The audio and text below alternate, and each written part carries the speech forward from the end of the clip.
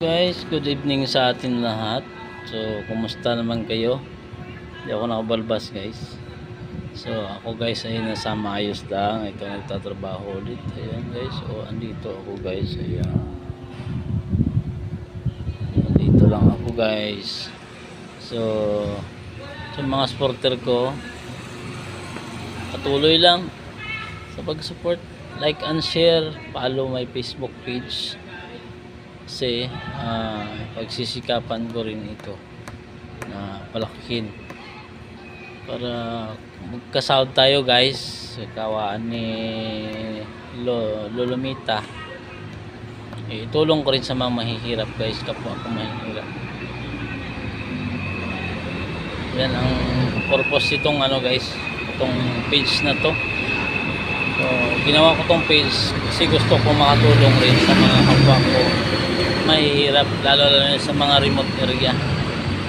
So, yan ang purpose nito guys, kasi ako nagkakaedad na rin. So, I am 37 years old, single pa rin, and ako na pag-asawa kasi ang layunin ko ay makatulong sa kapwang mahihirap.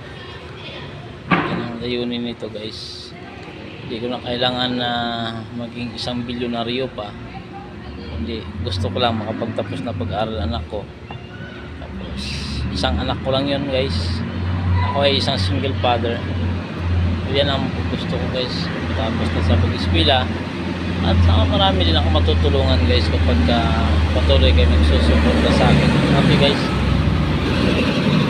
Yan ang purpose kung bakit ko ginawa tong page. Dahil ako rin guys ay lumaki sa hirap. Nakatira kami sa remote area. So minsan wala rin kami pagkain. May bahay kami guys. Ang kabataan ko pa. Kulang ko ay magsasaka din. Nanay ko ay housewife. So lahat kami magkakapatid. Dalawa lang kami nakapagtapos ng high school dahil sa sobrang hirap ng buhay. Ako, ginamit ko utak ko.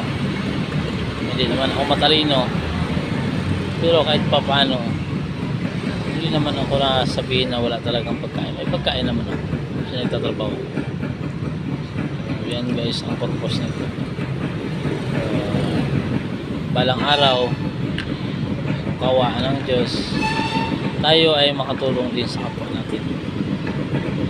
Ayan, ito ang purpose nito guys. Kaya susumikap ako. Actually guys, sininto ko na to, pero nakapag-isip ako, sabi ko what if ituloy ko na lang yung page ko para balang araw ay makakatulong din ako sa kapwa, dahil marami ako nakikita na mga tumutulong pero hindi sapat guys, kasi limitado lang din ang oras nila. Hindi lahat ng panahon sila ay nakakatulong, hindi lahat ng tao natutulungan na. Kaya isa ako guys na inganyo na gusto tumulong. So, kahit na ganito lang ako guys, may natutulungan din naman ako sa likod ng camera, pero ako pakunti-kunti lang. Ayan guys, so hindi ko pa nilabas sa social media. So darating ang araw guys, unang sahod ko, ipagbibigyan ako ni Lolo Mitch, ay ipapakita ko guys sa video. Lahat ng sahod ko itutulong ko guys, wala akong matira sa sarili ko. Yan guys ang pangarap ko. Patuloy lang kayo pagsuporta sa pera. Hindi ko na kailangan ng pera guys para yumaman pa. Kailangan ko ng pera para tumulong sa kapwa ko mahihirap. Yun ang kailangan ko. Kasi kawawa naman yung gaya ko na mahirap din makapagtapos ng pag-aaral. Kasi ako guys, na ako nakapagtapos ng pag-aaral. Kaya yan ang layunin ko. Dahil nakita ko sa sarili ko na mahirap ang di makapagtapos ng pag-aaral.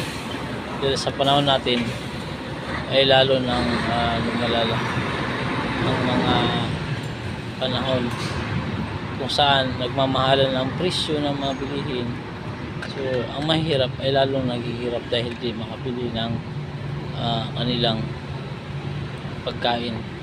At yung may produkto man hindi sapat kasi binibili ng mura kapag sila nagbibinta. Kapag sila bumibili, kaya namin bumibili kami, mahal. Kaya ganyan guys ang nangyayari. So, may kasabihan na mahirap lalong mahirap, ang mayaman lalong yumayaman, dahil sila ay walang kakayanan na magpatayo ng negosyo dahil sila ay mahina lang, walang pera. Saka di nila naisip yun na magnegosyo dahil una-una nakikita nila wala silang kakayanan. Ayan guys. So ako guys, ito nagsisikap dahil isa rin ako sa mahihirap guys. Kaya itakitsun sa awa. Ayan. So guys, ako ay pumasok na maaga, alas 5 pa lang, andito na ako 5:30 dito na. Dahil gusto ko maayos palagi yung trabaho ko, ayoko yung palaging late guys. Pero minsan nalilate din naman ako guys, lalo na sa panahon ng pagsamba ko. So inuuna ko talaga yung pagsamba ko guys, dahil walang imposible kapag inuna mo ang Diyos. Yan guys. Karamihan nagsasabi sa akin kung bakit ko daw natutupad yung pagsamba ko, wala daw kami day off. Sabi ko naman, pagkaloob ng Ama ay walang imposible. Kahit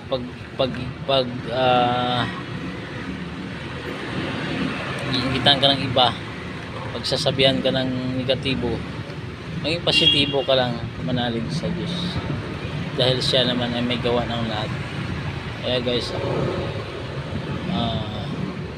mas priority ko yung Diyos kaysa trabaho ko. Kasi kapag nawala naman ako ng trabaho, di naman ako niya pababayaan, dahil alam niya na ako'y naglingkod ng buong puso. So siya nang bahala sa buhay ko. Kung sino man ang may sagabal sa buhay, may Diyos naman tayo. So walang hadlang sa buhay kapag siya ang inuna. Guys, yan ang tungkulin ko guys. Gusto ko atong sa mahirap. Hindi sa sinasabi ko dito guys para content lang. Sinasabi ko ito ay totoo. Ayoko rin magsinungaling. Kapag nagsinungaling ka guys, mas times 10 pa yung babalik sa iyo. Yan guys, ako kahit na ikapahamak ko, sinasabi ko yung totoo, dahil mas madaling intindihin, mas madaling patawarin ang tao na nagsasabi ng katotohanan kaysa magsinungalingan. Guys, ganyan ako. Lalo nung bata ako, may pagkasinungaling ako nung bata. Pero nung nagkaedad na ako, napaisip-isip ko din na siyempre, habang tayo tumatanda, nagkakaisip din naman tayo. So iniiwasan ko rin ang mga ganong bagay, lalo ng mga bisyo guys, kasi may bisyo na ako dati. Hindi pwede na palaging ganon, kasi ang bata wala pa tayong saktong pag-iisip noon, kaya ganon. Isip natin na ala natin mabuti ang magsinungaling kung hindi pala. Yan guys, so patuloy lang pagsuporta, dahil dalang araw makakatulong din ako sa inyo. Hindi ko kayo pababayaan, lalo yung mga mahihirap ko rin ng mga suporte. So kita-kits tayo, pupuntahan ko kahit malayo guys, basta sapat na yung kita ko. So promise ko yan. So gagawin ko, dahil ako, pag ako nagsalita, ginagawa ko. Hindi ako nagsasalita na hindi ko ginagawa. Ganyan ang ugali ko guys. Kaya minsan naiinggit yung tao, dahil hindi ko alam kung bakit, baka hindi nila kaya yung kaya kong gawin. Kaya yan, normal sa mundo ang may ganon. May kasabihan, bawal umangat sa Pinas dahil kapitbahay mo magagalit. Hindi ba pwede masaya sa tagumpay ng iba? Ayun. Ako pag ako tagumpay guys, kapitbahay ko bibigyan ko rin kahit may pira. Ganun yan guys. Kailangan unahin mo kapitbahay mo para mahalin ka ng kapitbahay mo. Ganun yun. Tsaka yan guys, mag-ingat tayo lagi. So sumamba kayo guys dahil mahirap ng mundo ngayon.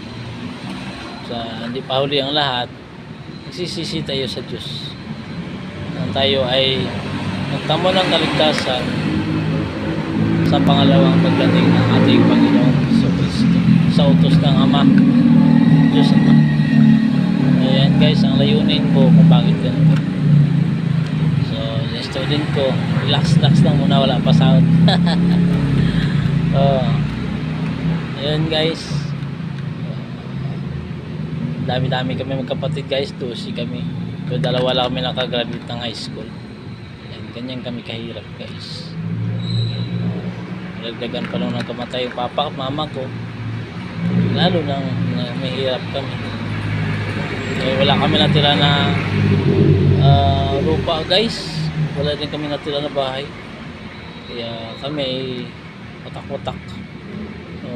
Yung ibang kapatid ko nasa North Cotabato, yung isa nasa Mindoro, yung iba 6 sila patay na guys, 7 na sila patay, 5 kami buhay. Yung isa hindi namin alam kung saan.